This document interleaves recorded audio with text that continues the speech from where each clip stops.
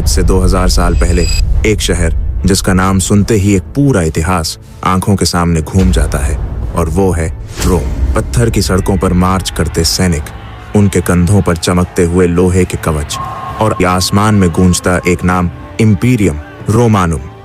एक समय था जब रोमन साम्राज्य दुनिया का सबसे ताकतवर साम्राज्य हुआ करता था। उसकी सेनाएं यूरोप, एशिया और अफ्रीका के कोने कोने तक धूम मचा रही थीं। हर तरफ सिर्फ एक ही हुक्म चलता था, और वो था रोम का। लेकिन क्या आपको पता है कि एक ऐसा साम्राज्य जिसे लोग अमर समझने लगे थे, एक दिन ऐसा बिखरा जैसे मिट्टी का महल।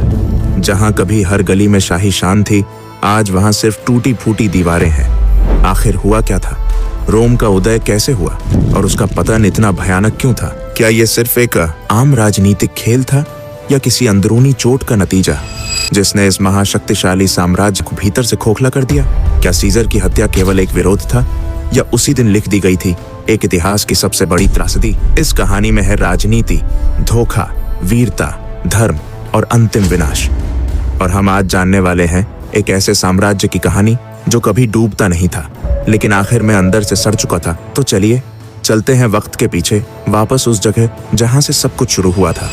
टाइबर नदी के किनारे एक छोटी सी बस्ती जिसका नाम था रोम। हर महान साम्राज्य की शुरुआत एक कहानी से होती है, और रोम की कहानी शुरू होती है दो जुड़वां भाइयों से, रोमुलस और रेमुस।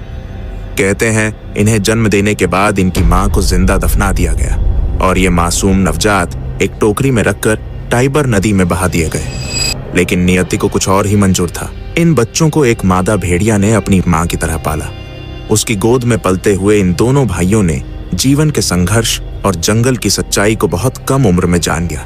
समय बीता गया, दोनों भाई बड़े होते गए, बहादुर बने, और फिर उन्होंने एक नया शहर बसाने का सपना देखा। वही शहर जो आगे चलकर दुनिया के इतिहास को बदलने वाला था। लेकिन अफसोस, यह सपना दोनों ने एक साथ नहीं देखा। कहा जाता है कि रोमुलस ने अपने भाई रेमुस की हत्या कर दी, क्योंकि वो सिर्फ एक शहर नहीं बसाना चाहता था, बल्कि वो राजा बनना चाहता था। जिस मिट्टी पर भाई ने भाई का खून बहाया, उसी जमीन पर जन्म लिया रोम। 753 ईसा पूर्व में रोम की स्थापना हुई। शुरुआत में यह सिर्फ एक छोटी सी बस्ती थी पहाड़ियों के बीच, टाइबर नदी के किनारे कुछ गड्ढों और झोपड़ियों का समूह था। लेकिन धीरे धीरे यह बस्ती लोगों की सोच और नजरिए का हिस्सा बन गई, एक ऐसी आग जो पूरी दुनिया को अपनी रोशनी में ढकने वाली थी। रोम की शुरुआती पीढ़ियां किसानों, कारीगरों और योद्धाओं की थी। वे लोग जो जमीन को जोतते भी थे और जरूरत पड़ने पर तलवार भी उठाते थे। इनके दिलों में बस एक ही बात थी, हम छोटे हो सकते हैं, लेकिन हमारी सोच को कोई नहीं हरा सकता। और वहीं से शुरू हुआ एक साम्राज्य का पहला कदम, जिसे आने वाले 1000 वर्षों तक पूरी दुनिया याद रखने वाली थी। समय बीतता गया, और रोम अब एक बस्ती नहीं रहा। यहाँ महलों जैसी इमारतें बन चुकी थीं, सड़कों पर अनुशासन था, और लोगों के दिलों में आजादी की भूख। शुरुआत में उस शहर में राजा हुआ करते थे, और आखिरी राजा था ल्यूसियस टार्क्विनियस सुपरबस। नाम जितना भारी था, शासन उतना ही क्रूर। उसने लोगों के अधिकार छीन लिए, अत्याचार की हदें पार कर दी। लेकिन एक घटना ने सब कुछ बदल दिया। टार्क्विन के बेटे ने एक सम्मानित रोमन महिला के साथ घोर अपराध किया, और उस महिला ने अपमान से दुखी होकर अपनी जान दे दी। पूरा रोम हिल गया, लोगों के भीतर आग सुलग उठी, और उस आग से जन्म हुआ गणराज्य का। 509 ईसा पूर्व में रोम के नागरिकों ने राजा को भगा दिया। कहा, अब कोई राजा नहीं होगा, अब हम खुद अपने भाग्य के मालिक बनेंगे। और इसी के साथ बनी रोमन रिपब्लिक, यानी रोमन गणराज्य। अब राजा नहीं थे, बल्कि चुने हुए प्रतिनिधि शासन करने लगे, जिन्हें कहते थे कौंसल। सत्ता अब लोगों के बीच बांट दी गई थी। सेनेट सबसे ताकतवर निकाय था, जहां बुद्धिमान और अनुभवी लोग बैठते थे। वहीं आम लोगों के लिए था ट्राइब्यून, जो जनता की आवाज बनते थे। ये पहला मौका था जब कोई सभ्यता कह रही थी, ताकत तलवार में नहीं, सोच और व्यवस्था में है। लेकिन हर व्यवस्था के साथ एक दोष भी आता है। धनी और गरीब, कुलीन और सामान्य, उनके बीच की खाई और गहरी होती जा रही थी। रोम आगे बढ़ रहा था, लेकिन अंदर ही अंदर फूट भी पड़ रही थी। फिर भी ये वही दौर था जब रोम ने अपना चरित्र गढ़ा, न्याय, वीरता और आत्मसम्मान का चरित्र। और इसी गणराज्य के जमाने में रोम ने अपने पंख फैलाने शुरू किए। अभी रोम सिर्फ उड़ना सीख रहा था, आसमान छूने की असली कहानी तो अब शुरू होनी थी। रोम अब केवल एक शहर नहीं रह गया था। उसकी आंखें अब दूर दूर तक देखने लगी थीं, समंदर के उस पार तक। लेकिन जब ताकत बढ़ती है तो दुश्मन भी बढ़ते हैं। प्यूनिक युद्ध रोम की सबसे बड़ी संघर्ष था। कार्थेज एक शक्तिशाली समुद्री साम्राज्य जो अब रोम की राह में सबसे बड़ी बाधा था। 3 भयंकर युद्ध हुए जो 120 वर्षों तक चले। पहला युद्ध शुरू हुआ 264 ईसा पूर्व में, जब रोम और कार्थेज ने भूमध्य सागर की सत्ता के लिए संघर्ष किया। दूसरे युद्ध में प्रसिद्ध कार्थेजी सेनानायक हानिबल ने हाथियों की सेना लेकर रोम पर धावा बोला। हाथियों का जंगली कदम जो पहाड़ों को भी कांपाने की ताकत रखते थे, और उनके पीछे सैकड़ों सैनिक। हानिबल की चालाकी और रणनीति ने रोम को हिलाकर रख दिया, लेकिन रोम की हिम्मत कभी टूटने नहीं दी। हर बार हार के बाद रोम फिर खड़ा हुआ और अपनी सेनाओं को मजबूत किया। तीसरे युद्ध में रोम ने कार्थेज को पूरी तरह तबाह कर दिया। कार्थेज जलकर राख हो गया और उस राख में दब गया था एक नए युग का आगाज। रोम अब भूमध्य सागर का अधिपति बन चुका था। समुद्र उनके कदमों के नीचे था। लेकिन ये विजय सिर्फ जमीन पाने की नहीं थी, ये रोम की भावना की जीत थी। हारने के बाद भी उठ खड़े होने की, धूप में तपते हुए भी अपने लक्ष्य को पाने की। इस जीत ने रोम को एक महान साम्राज्य में बदल दिया। लेकिन विजय के साथ आ गई लालच, सत्ता की लड़ाई और सत्ता का दुरुपयोग। अंदर से वह असुरक्षा जो कभी भी साम्राज्य को अंदर से खा सकती थी। तो ये था वो दौर जब रोम ने अपने पैरों पर पूरी दुनिया को खड़ा कर दिया। लेकिन इस जीत की कीमत अभी तक उसे समझ नहीं आई थी। कभी सोचा है कि एक आदमी कैसे एक पूरी दुनिया बदल सकता है? ऐसा ही था गायस जूलियस सीजर का सफर। एक आम परिवार से निकला जिसने रोम के इतिहास को हमेशा के लिए बदल दिया। सीजर केवल एक योद्धा नहीं था, वो एक सोच वाला नेता था। एक ऐसा इंसान जिसने रोम की जनता की उम्मीदों को समझा। उसने देखा कि गणराज्य में भ्रष्टाचार और राजनीति का खेल चल रहा है जो लोगों की आवाज दबा रहा था। सीजर ने अपनी ताकत का इस्तेमाल किया सिर्फ सत्ता पाने के लिए नहीं, लेकिन लोगों के जीवन सुधारने के लिए। वो सेनाएं लेकर गॉल की लड़ाइयों में विजयी हुआ, और जब वो रोम लौटा तो उसकी लोकप्रियता आसमान छू रही थी। लेकिन इस लोकप्रियता के साथ कई लोगों की नजर में वो खतरा भी बन गया। सेनेट के कुछ नेताओं ने उसे देखते हुए सोचा, अगर सीजर को ज्यादा ताकत मिली तो गणराज्य का क्या होगा? इस डर और ईर्ष्या ने जन्म दिया एक साजिश को, जिसने सीजर को एक दिन सेंटर ऑफ पावर से मृत्यु के घाट उतार दिया। 34 ईसा पूर्व 15 मार्च को सीजर की हत्या कर दी गई। लेकिन यहाँ से कहानी खत्म नहीं हुई। सीजर की मौत ने रोम में राजनीतिक उथल पुथल और गृह युद्ध की आग भड़का दी, और इसी उथल पुथल में जन्म हुआ रोमन साम्राज्य का। सीजर ने जो बीज बोए थे वे अब फलने फूलने लगे थे। एक नया युग आ रहा था जहां एक सम्राट की सत्ता सर्वोपरि होगी। जूलियस सीजर की मृत्यु के बाद रोम एक भंवर में फंसा हुआ था। गृह युद्ध की आग पूरे शहर को जला रही थी। लोग डर और अनिश्चितता के बीच जी रहे थे। लेकिन इतिहास ने एक बार फिर से उस दौर के सबसे बुद्धिमान और धैर्यवान नेता को उभारा, ऑगस्टस, जिन्हें पहले ऑक्टेवियन कहा जाता था।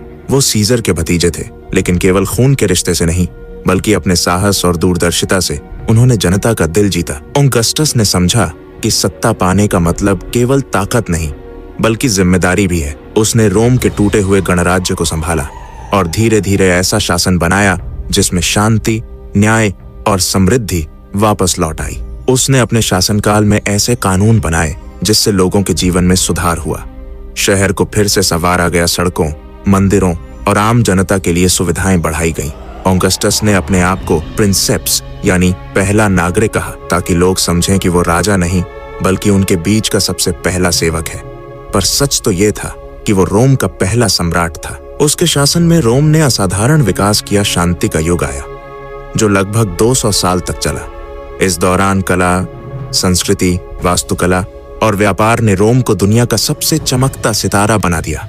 लेकिन ऑगस्टस की सबसे बड़ी सफलता थी एक टूटी हुई दुनिया को जोड़ना, लोगों के बीच भरोसा लौटाना और इतिहास में एक नया अध्याय लिखना। ये वो समय था जब रोम न सिर्फ एक साम्राज्य था, बल्कि एक सांस्कृतिक, कला और विज्ञान का केंद्र भी बन गया। रोम की गलियां और बाजार जीवंत हो उठे। मंदिर, नाट्यशालाएं और विशाल एम्फी थिएटर बने। सबसे मशहूर है कोलोसियम, जहां रोम के लोग साहस और रोमांच की कहानियां देखते थे। कला में उस समय चित्रकला, मूर्तिकला और वास्तुकला ने नई ऊंचाइयां छुई। रोमन कलाकारों ने ग्रीक कला से प्रेरणा लेकर उसे और निखारा। उनके बनाए हुए भव्य स्तंभ, पुल और नहरें आज भी मानव कौशल का अद्भुत उदाहरण है। लेकिन ये सिर्फ भव्य इमारतें और कविताएं नहीं थीं, रोम ने अपने कानून, प्रशासन और सैन्य व्यवस्था में भी महान प्रगति की। उस समय के कानून आज भी कई देशों के न्यायिक प्रणाली की नींव है। ये समय रोम के लोगों के लिए गर्व और उत्साह का था। हर व्यक्ति अपने साम्राज्य की शक्ति और सौंदर्य का गुमान करता था, लेकिन इस चमक के पीछे धीरे धीरे कुछ दरारें भी उभर रही थीं। असमानता, भ्रष्टाचार और सत्ता की लालसा। रोम का सुनहरा युग भले ही रोशनी से भरा था, पर उसकी छाया में अनदेखी चुनौतियां भी थीं। ये छुपी हुई समस्याएं बाद में साम्राज्य के पतन की वजह बनेंगी। फिर भी ये युग रोम की महानता का प्रतीक था, जहां मानवता ने कला, संस्कृति और सत्ता के नए आयाम स्थापित किए। जैसे जैसे समय बीतता गया, रोम की चमक धीरे धीरे मध्यम पड़ने लगी। साम्राज्य की विशालता इतनी बड़ी हो गई थी कि उसे संभालना मुश्किल हो गया। अंदर से फटने लगी दरारें जो बाहर से दिखती नहीं थीं। राजनीति में भ्रष्टाचार ने अपना जाल फैला लिया था। नेताओं की लालसा और सत्ता की होड़ ने जनता की आवाज दबा दी थी। सेना के भीतर भी विश्वास टूटने लगा था और सैनिकों की निष्ठा पैसों पर टिकने लगी थी। रोम के सीमांत इलाकों पर बार बार हमला होने लगे। गोथ्स, वैंडल्स, हंक्स जैसे बारबेरियन जनजातियां रोम के द्वार तक पहुंच गईं। अक्सर सोचता हूं, वो रोम के नागरिक जो एक समय दुनिया के सबसे ताकतवर थे, अपने घर की रक्षा के लिए संघर्ष कर रहे थे। क्या वे जानते थे कि एक महान साम्राज्य आखिरकार खत्म होने वाला है? 395 ईस्वी के बाद रोम दो हिस्सों में बंट गया, पश्चिमी और पूर्वी रोम। पश्चिमी रोम की सत्ता कमजोर होने लगी और 476 ईस्वी में पश्चिमी रोम का पतन हो गया। ये वो दिन था जब एक सम्राट ने सिंहासन छोड़ दिया और रोम की गाथा का अंत माना गया। लेकिन पूर्वी रोम, जिसे हम बिजेंटिन साम्राज्य के नाम से जानते हैं, वो कई सदियां और जिया। रोम का पतन सिर्फ जमीन खोने की कहानी नहीं थी। ये उस गर्व, उस शक्ति और उस विश्वास का टूटना था जो कभी रोम को महान बनाता था। एक दिन जब सब कुछ खो जाता है, तब इंसान क्या सोचता होगा? क्या वे अपने महान अतीत को याद करते होंगे या उस भविष्य को लेकर डरते होंगे जो अब अधूरा था? रोम के पतन की कहानी हमें ये सिखाती है कि कोई भी शक्ति अनंत नहीं होती, और जब हम अपने अंदर की कमजोरी न देखें तो बाहरी ताकतें हमें नीचे ला सकती हैं। फिर भी रोम का इतिहास खत्म नहीं हुआ। उसकी विरासत आज भी हमारे जीवन में झलकती है, कानून, वास्तुकला, भाषा और संस्कृति में। और यही तो इतिहास की सबसे बड़ी खूबसूरती है, एक अंत के बाद भी एक नई शुरुआत।